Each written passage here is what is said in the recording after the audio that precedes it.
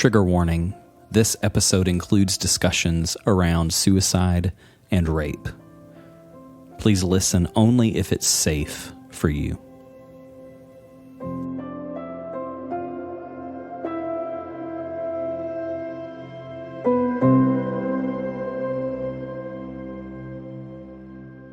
Hello, my friend, and welcome back to a brand new episode of Catching Your Breath, the podcast.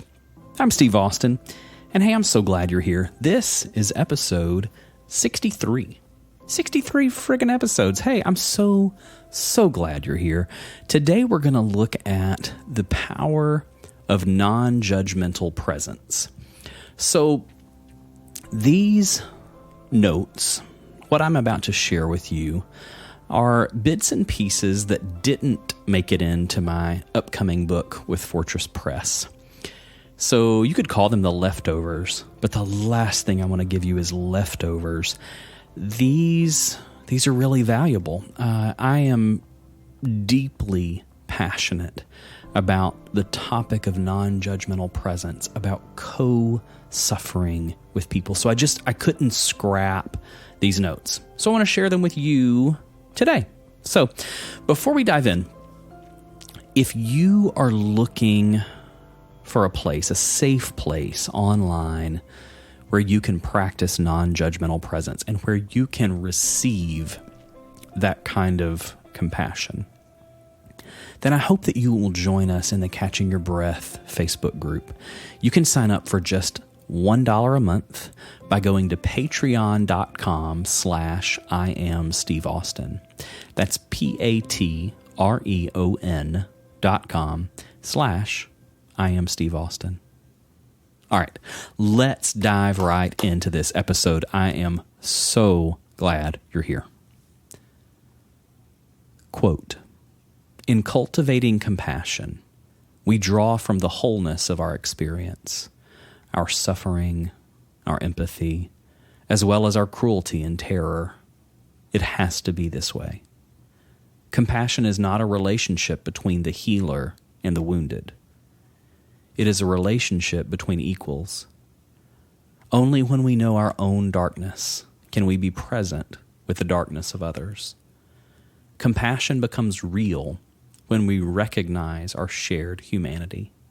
End quote. Pema Chadron, The Places That Scare You. The day my son was born, I was floating on cloud nine, but almost immediately, things were not okay.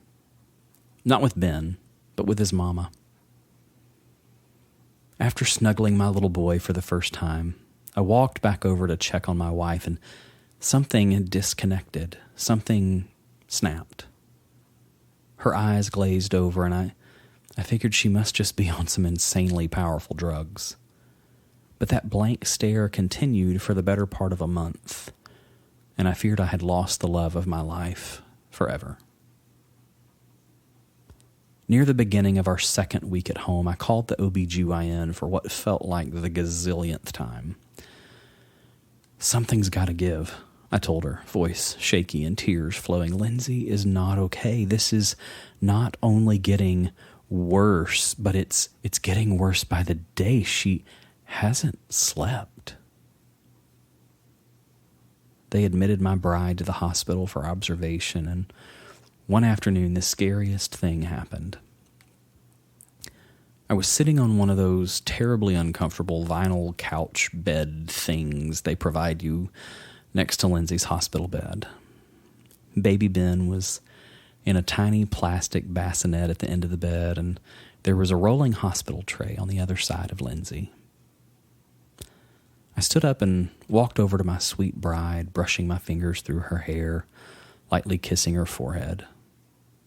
I didn't say much to her during that week, just gentle whispers.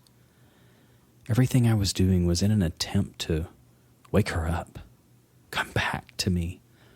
My heart kept begging hers. "Wake up. Come home. We're right here."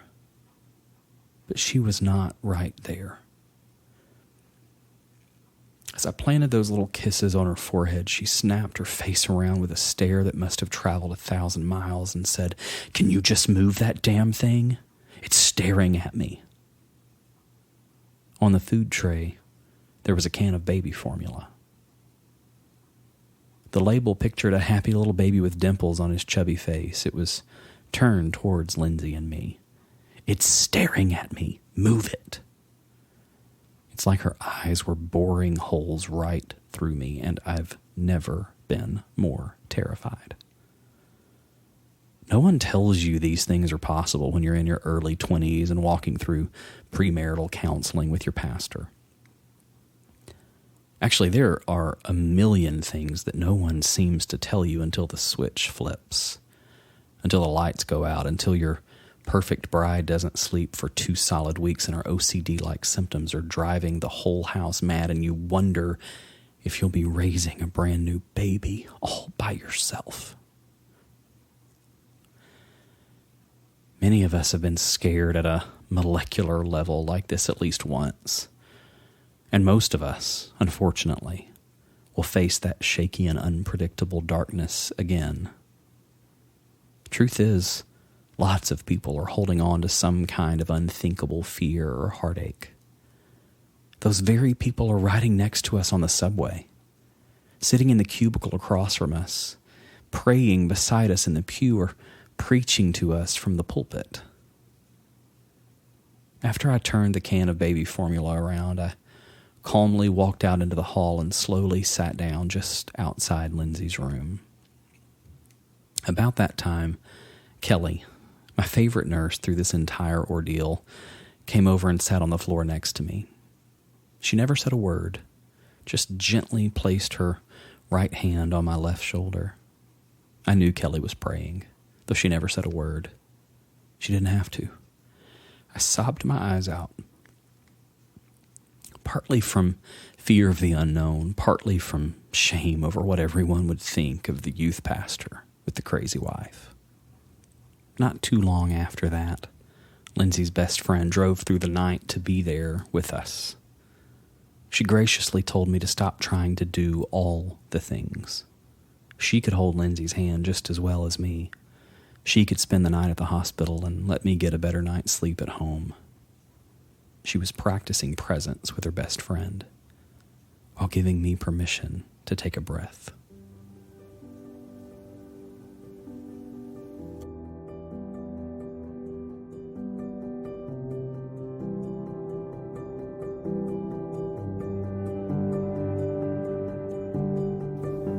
We'll get right back into that episode in just a minute, but I want to invite you to check out my new course, Emotional Health 101. You can go to emotionalhealthnow.com, and over the course of 4 weeks, you're going to build a foundation for healthy emotional living. You'll experience more inner peace as you center yourself and look toward a bright future. Emotional Health 101 will take you from fearing your feelings to embracing your whole self with confidence and self-compassion. We cover everything from the gremlins in your head to how to speak up for yourself, and even a simple way to look at your goals. You can get all the information and sign up today at emotionalhealth101.com. Okay, let's get back into this episode.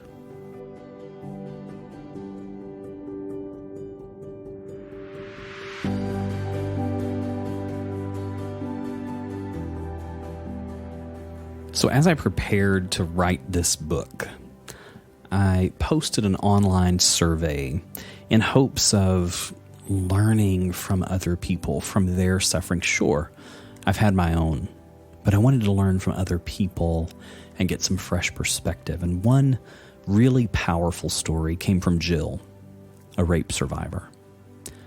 When I asked Jill about her experience with the church in the face of such dark trauma, she said, "I wasn't believed.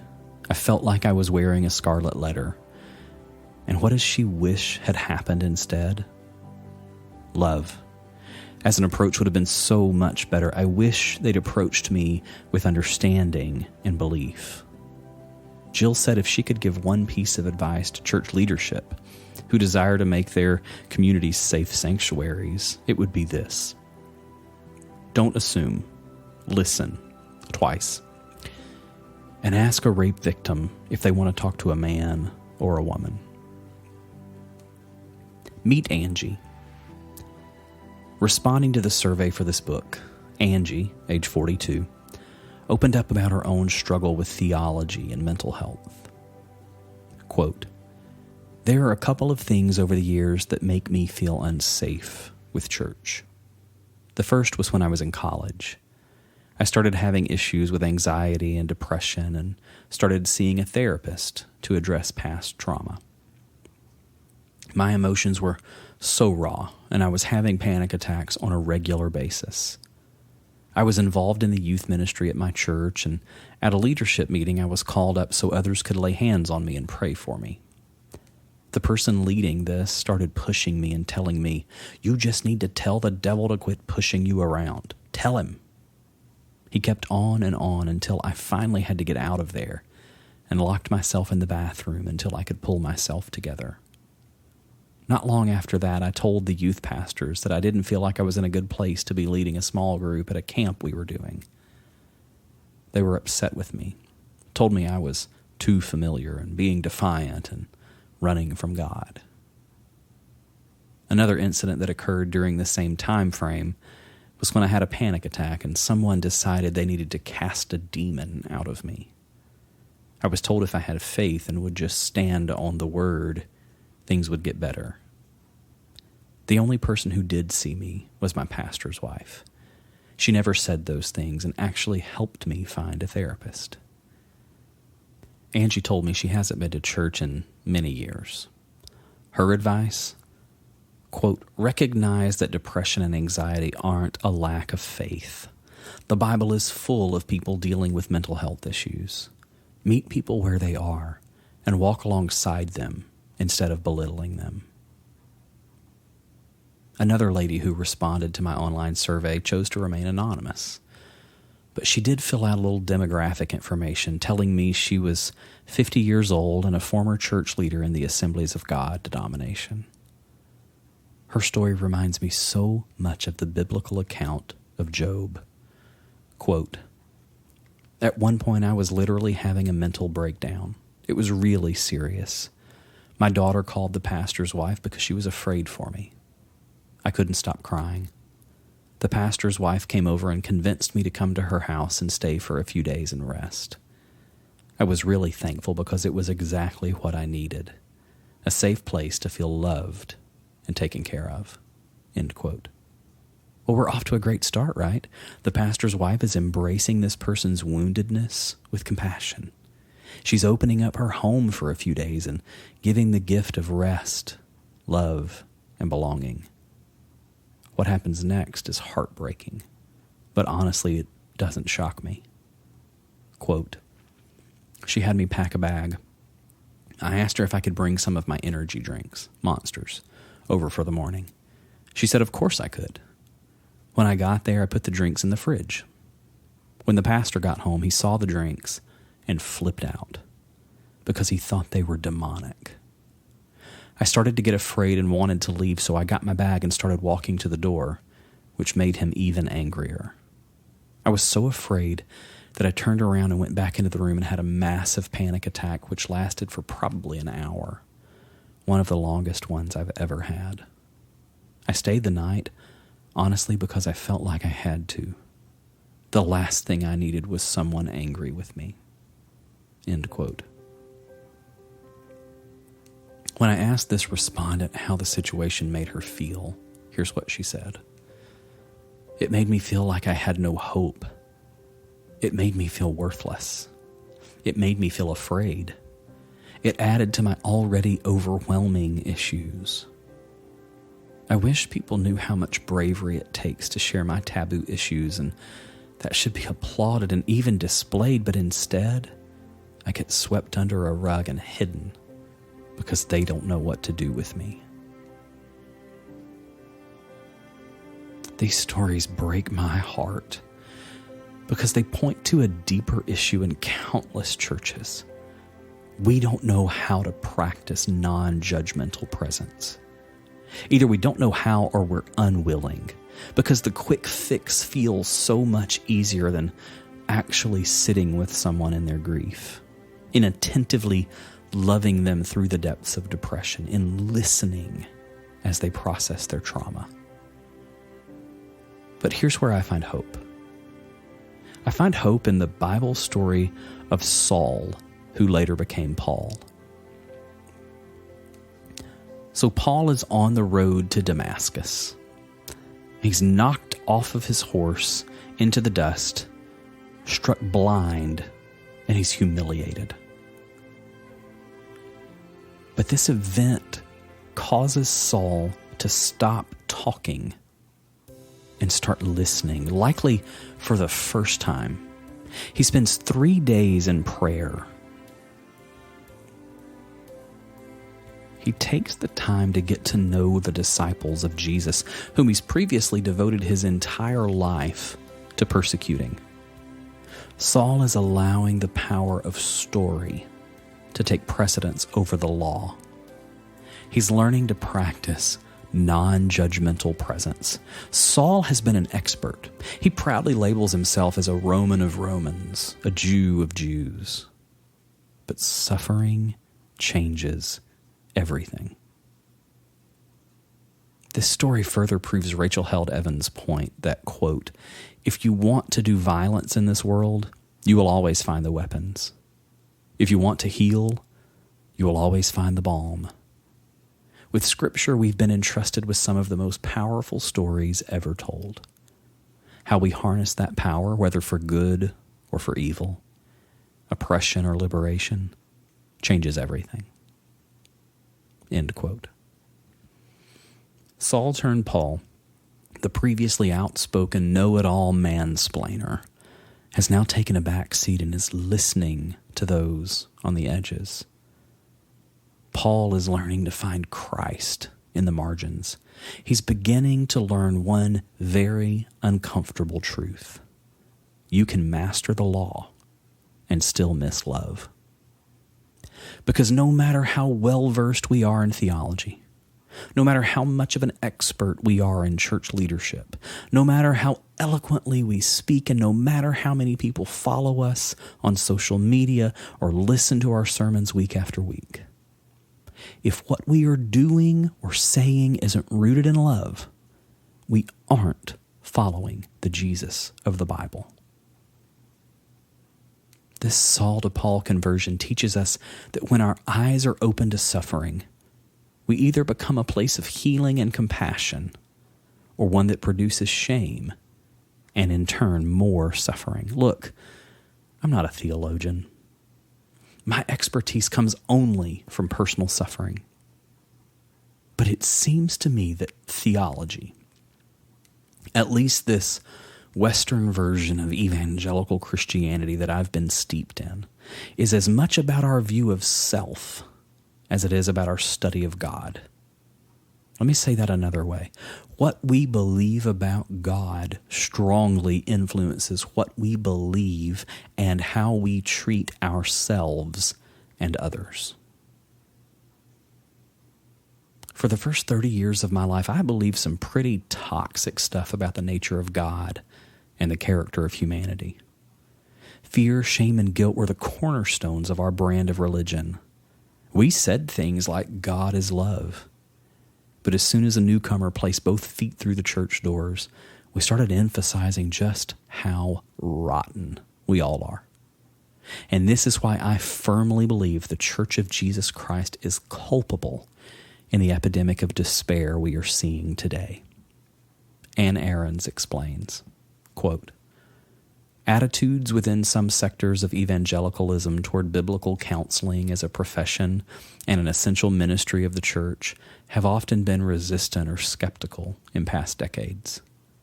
The crying needs inside and outside the church in the present day demand that all ministries of the church partner together to serve the common good of the suffering. Such joint ministry is not an option, but a necessity in current culture. End quote. Look, if you don't follow my friend Ann, if you don't follow her blog, you should. I'll put the link in the show notes. So what can you do? In a nutshell, be with hurting people.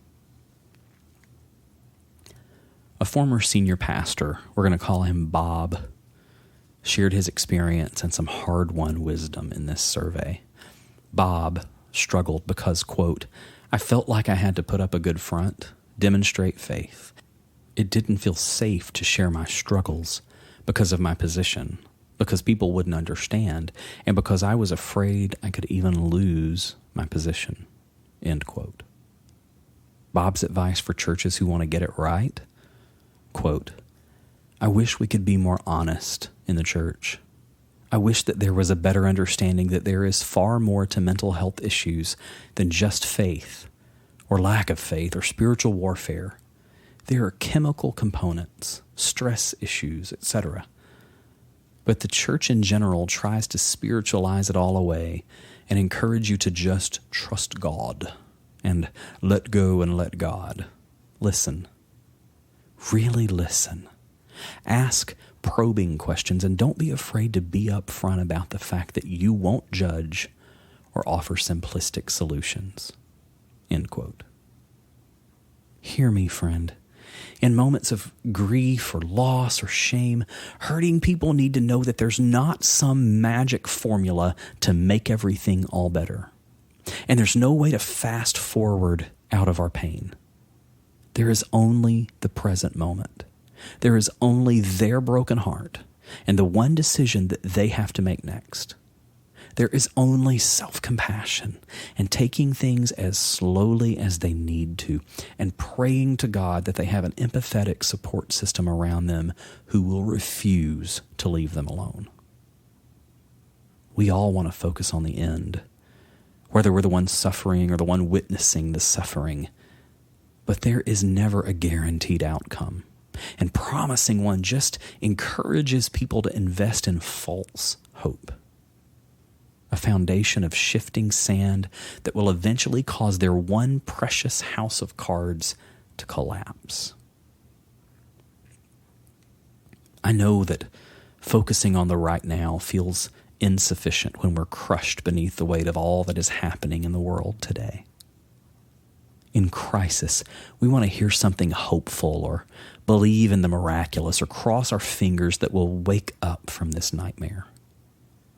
When we are living our own worst case scenario, it's tough to stay present in the moment. But remaining here, right now, living through this, is the one thing that keeps a broken heart from shattering into a million tiny pieces. It keeps us breathing. It enables us to just take one small step forward and make it to the next moment. And it all starts with the simple act of being present with another human being. Thanks for listening. Hey, if you appreciate my work, please consider supporting me on Patreon. The address, one more time, is patreon.com/IamSteveAustin. That's patreon.com/IamSteveAustin. And if money's tight, could you please just take a couple of minutes to leave a 5-star rating and review on iTunes? There are currently just 5 reviews, and I could really use some more help to get noticed by iTunes or Apple Podcast and start reaching more people with hope, compassion, and honesty. Thanks again. I'll see you soon. You love something, but you lose it because you're broken. What should have happened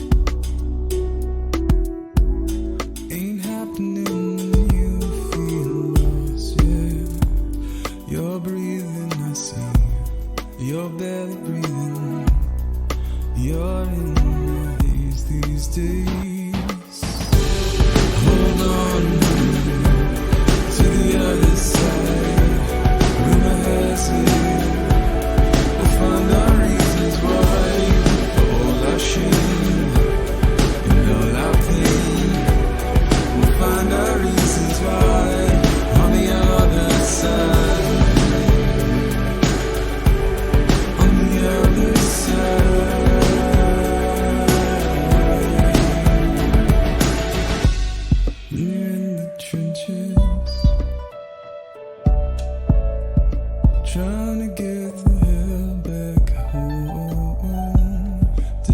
your intentions.